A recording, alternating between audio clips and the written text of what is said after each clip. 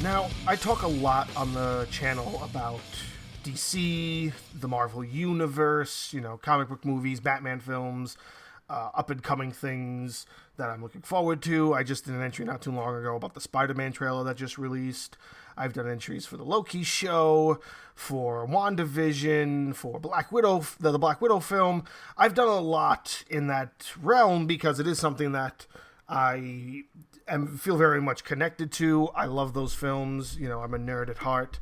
I'm super excited about everything I've been reading for the new Batman film with Robert Pattinson.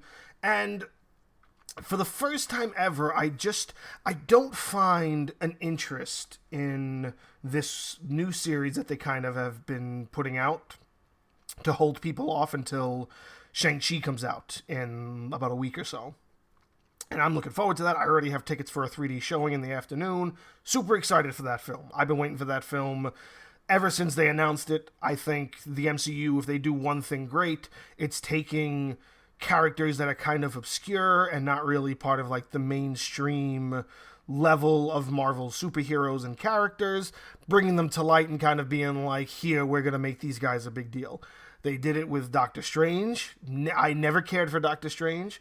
Love the Doctor Strange film. Kind of upset with what they're doing for him in Spider-Man, but I'm super looking forward to Shang-Chi because I think they're going to completely blow that character out of the water. I think they're going to do fantastic with it. It looks really, really good, and I'm going to do an entry on it after I watch it, probably almost immediately, even though I'm kind of seeing it within the weekend it comes out. I don't care. I'm going to want to talk about it. But all that aside, they have this show called Marvel's What If.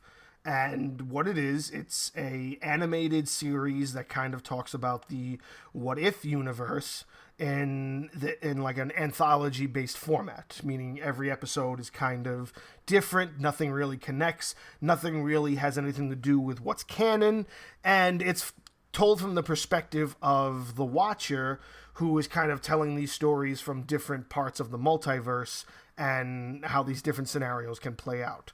I do know that the first episode was, instead of Steve Rogers becoming the first Captain America, it's Peggy Carter, and she becomes Captain Carter. I didn't watch that one. I also didn't watch the second one, which was Chadwick Boseman's last MCU role, where he plays T'Challa, and instead of being from Wakanda, he takes Peter Quill's place and becomes Star-Lord. I didn't see those two, just simply because I just wasn't interested in what this show would have brought to the table, because I guess maybe there's a little part of me that knows that when you're talking about the what if universe of Marvel, there's one thing that probably a lot of diehard people want, and I don't think we're going to get it. And I think what they might do is they might kind of do this what if frame, but within like the MCU they're kind of creating, as they get new characters or as they want to incorporate different characters that are still kind of about to be exposed. The fact that just with the one that I just watched, which is what this entry is solely going to be about because it's the only one I've seen so far, and that's episode 3, What If the World Lost Its Mightiest Heroes, which is very close to the What If comic that I'm talking about. And the What If comic is what if I don't remember the name off the top of my head. I just know that it's like one of my favorite storylines. And I haven't read it in years. I read it when I was a teenager, but it's what if the Punisher basically murdered the Marvel universe. And what that storyline is, for those who may not be aware of it, it's essentially the Punisher's story is his family dies in the middle of like a gang war. Some iterations of his family dies in the middle, is targeted because he's, a special agent, and they find out who it is and they try to kill everybody, but he survives. So his entire family dies and whatnot. Like, we've seen various iterations of that, but it still holds true. It's the fact that crime killed his family, so now he goes out and he kills criminals. So, what this storyline is if his family died in the middle of, like, I think it's like the X-Men kind of saving the day. Can't remember exactly how it went down, but It's basically like, say if you had like Wolverine and Spider-Man and Cyclops, and they're fighting like Sentinels in like Central Park. Well, his family gets caught in the middle of that, and then they die in the middle of that big battle, almost as if your family died in the middle of, say, like the Battle of New York and whatnot. So what does Frank Castle do? He blames it on the superheroes. He blames it on mutants. He blames it on all the people that are considered heroes to the world, and because he blames them, he now goes after them. He now starts murdering them one by one and trying to figure out how he can basically murder them. And, like, he kills Spider-Man, he kills Cyclops, he kills a bunch of people in this series. And again, I don't remember it really all that well. I've only read it once, and it was many, many years ago. Again, I'm super old. And this is probably the closest we're going to get to that. And it's because it still is very much a cartoon. And I'm going to be 100% honest, Marvel doesn't do too well in my perspective in the animated space, because there's just certain things that they just don't get when it comes to this world. Even this animation, it's kind of clunky. And just watching this one episode, I didn't 100% like it, but I did appreciate what the story was. And the story is essentially, I think, as close as we're going to get to what the what if concept that I'm talking about. And that concept is that the big six that are meant to be Avengers are hunted. And you don't learn who they're hunted by until the very end. And even it takes place even right before Thor joins the Avengers, and he gets murdered. And because he gets murdered, Loki brings the army of Asgard to kind of conquer Earth. And you have Nick Fury kind of trying to hold the reins and be like, no, give me a chance. This wasn't us. We're going to find out who murdered all of my people and your brother. Because Thor gets murdered. Iron Man gets murdered. What's his name? Hawkeye gets murdered. Hulk gets blown up. And then as she's about to figure it out, Black Widow gets murdered. So all of these characters are like dropping dead, and then he eventually leads into him discovering that the whole time it was Hank Pym. And why is Hank Pym doing it? Well, because his daughter Hope was supposed to be an Avenger, and she was working with S.H.I.E.L.D., and she died on the job, and he blames S.H.I.E.L.D. for that. So his only family died, and he blamed the superheroes, which even in the perspective of this universe, because here's what you got to understand. When Marvel is talking about the multiverse, they're not really talking about like true Marvel multiverse. They're talking about their multiverse. They're talking about what they can do with the characters that they have, or characters that have already sort of been introduced. Because if they really wanted to give you a what-if universe, now that they have characters like the Fantastic Four, who we know are right around the corner, if they have, like, the rights to certain X-Men or anything, like, why aren't any of these what-ifs, like what if... anything that involves what-if storylines with the X-Men, because I know there's a couple of those. I know there has to be one with Fantastic Four. Like, they're only going based off of what they've already sort of done. And maybe that's just, like, a teaser, in a way. Maybe this is meant to be like, oh, here's a couple of stories, but they only kind of involve using characters that they already have established. Like having T'Challa become Star-Lord, those are characters that they have established. Even the Guardians of the Galaxy by themselves.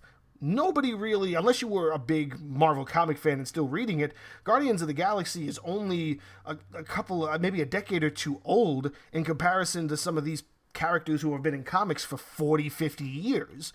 You know what I'm saying? Like, Guardians of the Galaxy, as far as I know, is of this generation. And it's one of the reasons why Marvel was able to do them so easily, is because they were sort of new and sort of just a turn in expanding the Marvel universe. And it was one of the few things they still had rights to, because at the point where they were starting the MCU, they didn't have the X-Men universe. They didn't have the Fantastic Four. They didn't have Spider-Man.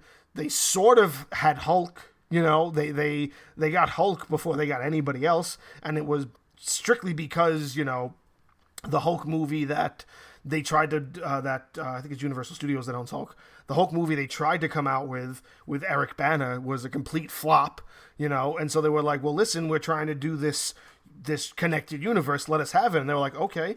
And I've even heard the idea that Edward Norton's going to be coming back now that they're expanding the concept of the multiverse. But that's still just within the realm of the things that we sort of know. And there's no sign that they're going to be drifting out to other areas of other characters or anything. They're just using what we know. Like, one of the big things about the Spider-Man film is the idea that there's going to be the Tom Holland Spider-Man meeting the Andrew Garfield and the Tobey Maguire Spider-Man. So now, if that's true, okay, I'm super excited for that. But there's kind of more to that. Now, let me give you a perfect example. They're still talking about how The Flash is in production, and it's finally kind of getting the wheels turning over a film that was meant to kind of already be out, and it's been in the works for 6 years. So we already know a lot of the storylines. We know Supergirl and Michael Keaton's involved. And back around the time of the Snyderverse and the first Justice League, the Joss Whedon Justice League, what's his name? Ezra Miller, who plays the Flash in that universe, he's completely separate from what the DC is doing with the quote-unquote Arrowverse. I don't know if they're still calling it that now, being that Arrow's done. But the Arrowverse on the CW, which is their collection of like 5 or 6 shows that all have a connecting world. Ezra Miller took a step into that universe to express, oh yeah, all of these universes exist together because the DC also has its own kind of multiverse, I guess you can say it. And the fact that they took this mainstream actor playing this character out of his realm and put him in the TV world, they made a connection to a world that we still don't know if the MCU is going to even acknowledge. They have a whole TV universe that is so disconnected because it just wasn't something that they planned on connecting. Look at all the Netflix films. You haven't heard mention one of anything to do with Punisher, with Daredevil, with Luke Cage, with any of these characters. They're such low-level characters that why would they even bother when they have all of these mainstream characters, and they're still pushing mainstream characters. They're pushing Shang-Chi, they're pushing Miss Marvel, they're pushing She-Hulk, they're pushing Moon Knight. But you have established characters that you could also push. Get Daredevil involved. I know there's a lot of rumors that Daredevil's going to be some way, shape, or form involved in the Spider-Man film. I don't know how true that is. It's just rumors as far as I know. But get him involved. Make that universe big. Connect everything. Don't just connect the things that you feel make sense because it's still part of what your collective universe actually shares. And if you're really going to do that with Spider-Man, where you bring in Daredevil, and then you bring in Andrew Garfield, and then you bring in Tobey Maguire, I want more of that. I want more of the expansion.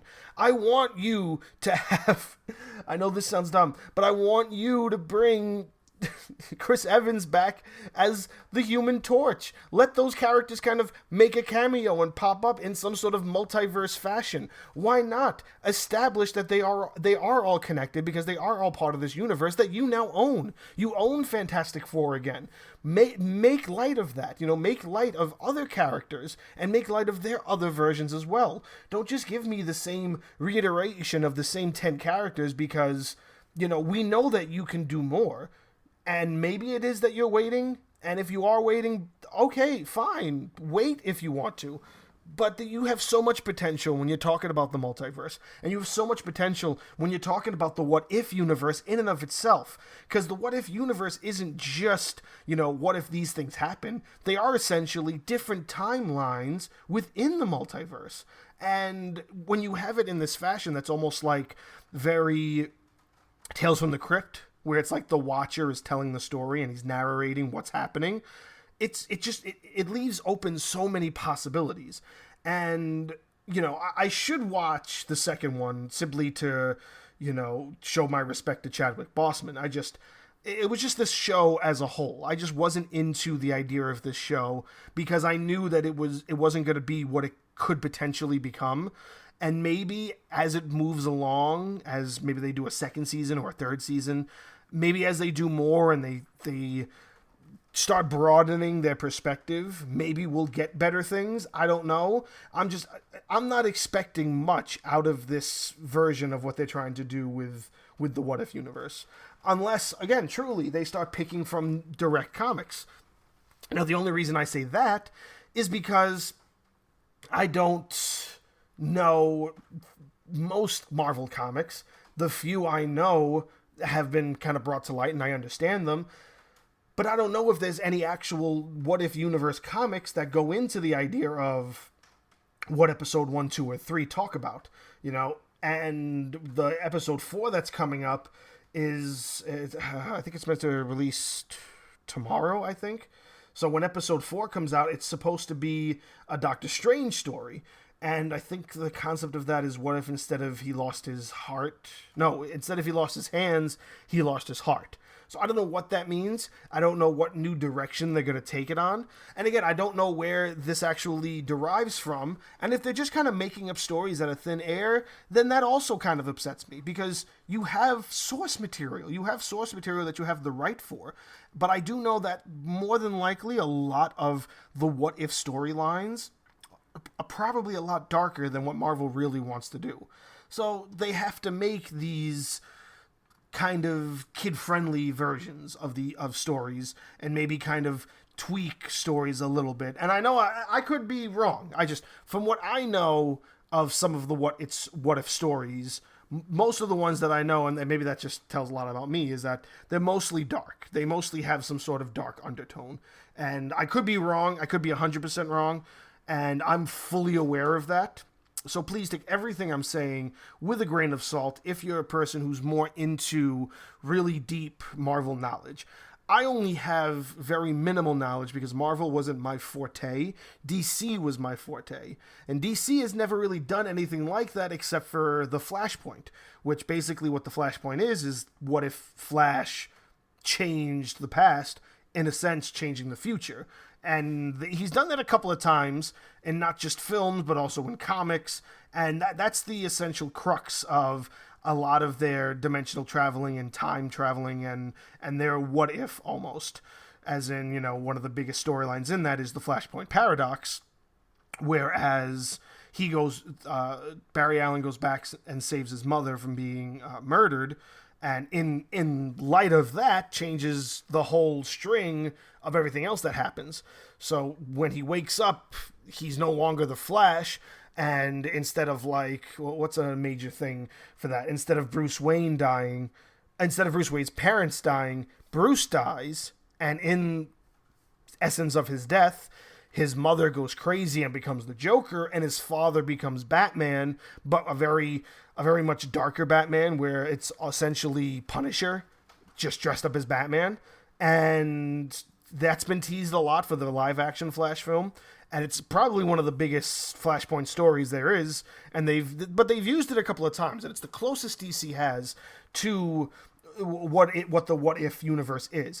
Again, as far as I know, I haven't read every DC comic either, and I have my fair share of things that I'm kind of stuck with. I only read certain comics or certain characters. I haven't read every Superman comic. I haven't read every Wonder Woman comic. It just wasn't characters that stuck with me. Just like I've never read a Captain America comic or an Iron Man comic. I've read Spider-Man comics. I read Batman comics. Those are my two big names when I was a kid. So that's why I know a good portion of Batman storylines. I know a large portion of Batman storylines, but I know a good portion of Spider-Man storylines. And that's as far as I really go. Most of my knowledge is kind of the same knowledge as everybody else's, where they're looking at this through what the MCU is giving us, and then if you want to learn more, then you go out and you go, okay, what does this symbol mean? What does this character mean? Where does this character come from? That's when I learned, all of my knowledge. But there are some things that I do know, and because of that, even just the minimal stuff that I know, even though my minimal investment in this universe, I know that what if might not be everything that it has the potential of being. I mean, episode 3 wasn't bad. It wasn't, but it's not the one I wanted. I want the Punisher murdering the Marvel Universe, and I don't think I'm ever going to get that, but it wasn't so bad.